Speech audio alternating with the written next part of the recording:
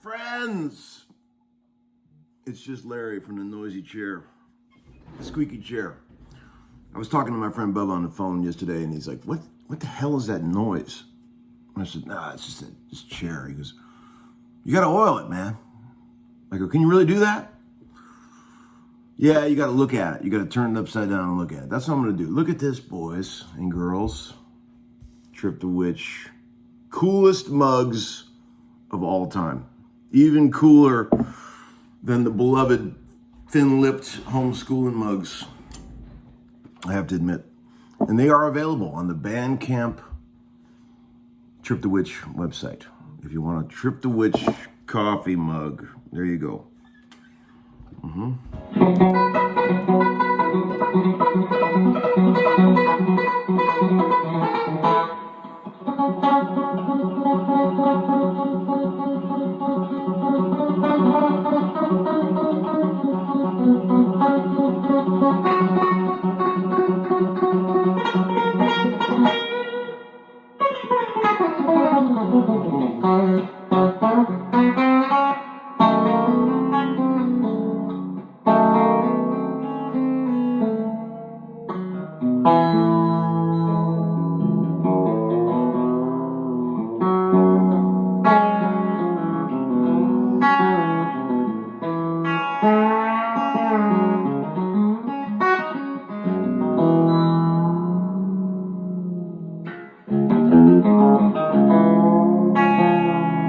Jazz Masters are great for bending behind the nut.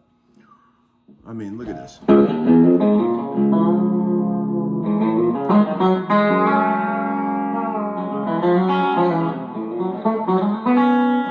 This is a cool lick. Dig this. A7. Well, I'm tuned way down. I don't even know what I'm tuned to. But let's just say we're in A7. Right?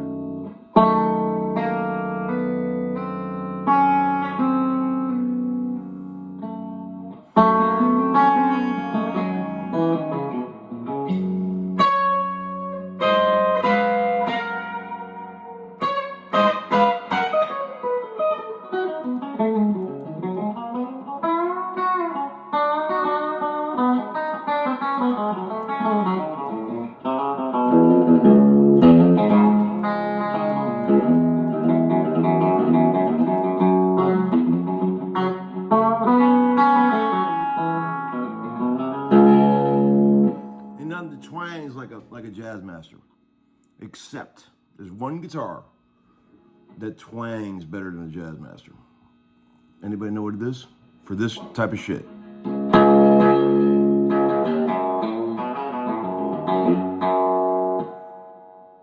Mosrite.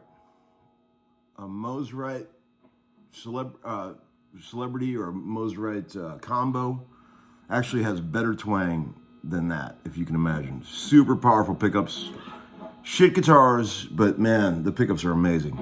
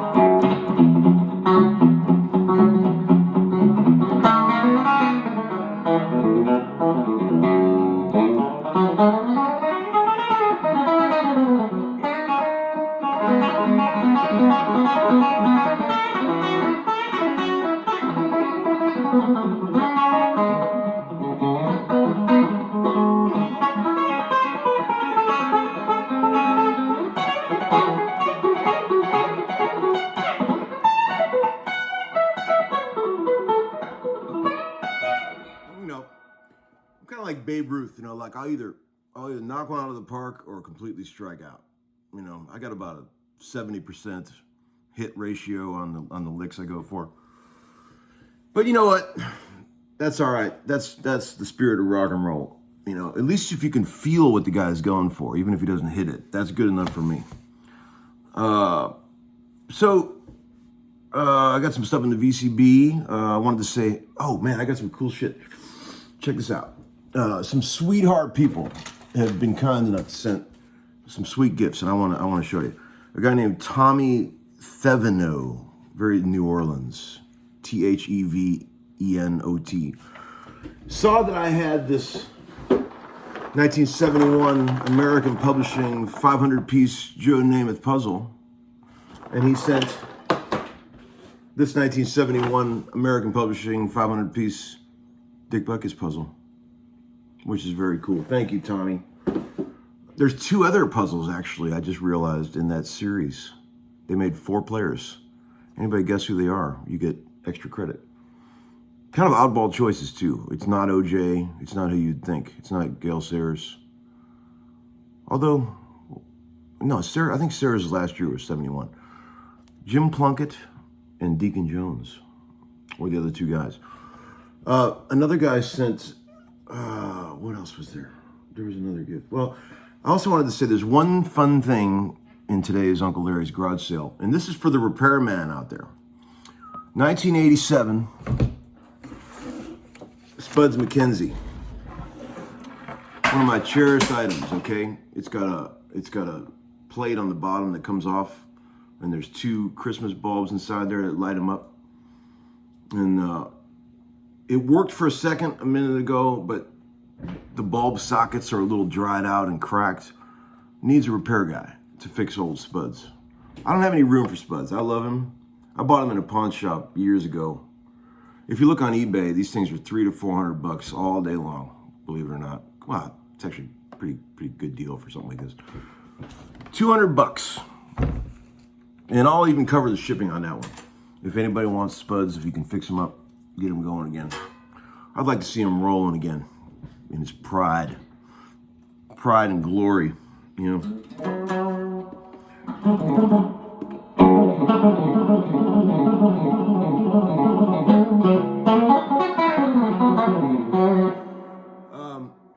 What else was I going to tell you? Okay, I got some VCB stuff. I got to put on the corporate eye for this. There's some great shit on the gear page today about Uncle Larry. Oh man, this is a good one. I can't help but look at this shit, guys. I'm sorry. I promise I'll stop. But this is a classic. Oh, the guy said something about Tom Bukovac that I can't quite put my finger on, but whatever it is, it means I couldn't care less what his opinion is on anything. That's cool. All right. Maybe I find him a touch arrogant, or perhaps he's just trying too hard to be oh so cool. Talented player for sure. I'm not questioning that. Man, yeah, I mean, I'm trying so hard to be cool, you know, with my Walmart reader glasses and whatever, man. Anyway, and there was another guy. There's another one that said, this is fascinating. But a lot of guys on here, you know, there's a lot, like I said, there's a lot of really cool people on here. And I want to give them credit. There's a lot of people, and I'm not just saying that because they stuck up for me. They're actually intelligent people that make intelligent statements. And but they're just there's also these guys. Been playing for 30 years, and I find nothing of value on his channel. Good that you do, though. And a lot of people would question, what kind of music does that guy play? You know, that would find absolutely nothing of value. But man, you know, whatever. The price is sure right. Free, right? Free's always good. Here's some good stuff in the VCB. Hey, Tom, what percentage of all the famous artists that you have worked for over the years are wankers? You know, that's a really good question. I actually get that question quite a bit. And, you know, in general, I would say that Nashville is like I've said before, it's like a retirement home for aging rock stars, you know, which I think is very cool. It's cool that they have a place to go. You know, they're done with LA. They're done with all the shit that they did for years, and they want to just live somewhere that's a little more peaceful, relaxing. They'll come to Nashville. There's a lot of great musicians here that they can make records with. It's really cool. I think it's awesome. And, you know, I've met a ton of those types of people. And, you know, by this point in their career, they're all super cool. They're all chilled out. They're all just happy to be there, you know. I've only worked with a handful of people in my life that I would say are just impossible to deal with. You know, and most of that shit just stems from total insecurity, you know. I mean, I've had maybe half a dozen people I've tried to work with that were pretty legendary that just were impossible to try to work with, you know. And I can't mention any names. One that pops into mind, I can't mention any names, but the initials are, no, just kidding. I spent 2 weeks in the studio working with this one female artist that was quite interesting. If there was ever a time I wish I had a tape rolling to capture all the in-between songs banter that this person was throwing out, it would have been this session. Just so much insecurity and stuff that it's almost like heartbreaking, really, in a sense. It's like, wow, man, you know, you're completely uncomfortable in their own skin, so they take it out on everybody else, you know. But that's rare. I mean, you know, most of the people are really cool. They just happen to be making music, man. You know, the studio is a joyous place. You know, it's like, you know, there's always good food around. You know, everybody's taking care of you. You need a water? I'll get you water. How would you like a coffee? Would you like a nice, what do you take in your coffee? What should we get for lunch today, guys? Greek or Thai? You know, it's always that. And then people are making music, laughing, a lot of jokes, great humor. It's a great job. Rarely does it turn into a nightmare, but it can happen. You know, nobody's perfect, man. And we all have our bad days. Certainly Uncle Larry's had plenty of bad days. Back in the old days, before I got really burned out and I retired for a while, I was miserable. I couldn't see the forest for the trees, is that old saying. I just was so shot, burned out so bad from doing so many sessions that I just was doing no good to anybody. You know, I was not in the right headspace to do anything. But I got over that, and I feel like now I'm in a really good place. That's like working at Dan Auerbach's studio this week. That studio is so fun, so amazing, and Dan is such a cool guy. And it's like, it's just such a joy, man, to just be around, you know, people making cool music, and they're cool people. A lot of jokes, a lot of laughing. That's what I'm all about. I love all that.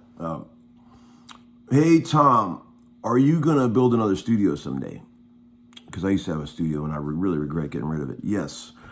That's one last thing I want to check off the box before I move off into the heavens. As a matter of fact, I've been talking real closely with a couple of friends of mine that we're trying to find a little building somewhere, preferably in the Brentwood area. If anybody knows of any little buildings or a house that could be rented or purchased in the Brentwood area that might make a nice studio, please tell Uncle Larry. Because I still got all that gear I had from my old studio, and it'd be nice to get a place to work, you know. That'd be cool. Hey, Tom, don't let the bastards wear you down. Don't worry, guys. I mean, this is actually, this stuff on the gear page is comedy, man. It's like, it doesn't get to me at all. I just think it's funny. It's like, it's great. I don't like it when people attack me on my own channel. I'll tell you that. I just block them instantly now. I don't even try to respond. Remember that song, I get knocked out, but I get up again? I was thinking about that this morning, and I played it for my boys on the way to school. They'd never heard it before. Chumbawamba. And man, it made quite an impression on them, I can tell. They didn't know what to think of it. I said, what are you guys thinking? Marshall goes, it's kind of good.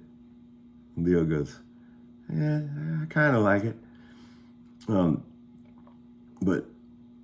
Man, you know, that song's pretty deep if you think about the lyrical content. You know, I know it's considered a novelty song or whatever, but man, look at the words. Pretty poignant look at the depressed English pub goer. I mean, am I wrong? Am I reading that wrong? My English people out there? He sings the songs that remind him of the good times. Sings the song that remind him of the best times. Man, I feel that shit. Damn. Pretty amazing. I was talking with, chatting back and forth with Dean DeLeo today, and, you know, we are gearing up to get something cooking on round 2 of Trip the Witch, but I want to finish this Guthrie thing first. We were so close to getting this Guthrie thing wrapped up, and I can only do one thing at a time. I mean, my brain overloads if I'm trying to do 2 things at once. So that my main focus right now is finishing up this record with Guthrie, which I'm very excited about, and then I'm going to move into Trip the Witch land and start rounding up some material for the second one of those, which I'm very excited about as well, because Dean is the coolest dude. And sweet Ryan Williams, who engineers, mixes all our stuff. We've had an ongoing text thread forever and some really funny shit. Ryan sends the best memes. The funniest memes I've ever seen come from that guy. What's up, Ryan? What else? There's a couple other things. What else I want to tell you? That's it for today. 20 minutes already. It just flies by, doesn't it? All right. Peace out. Class dismissed. See you later.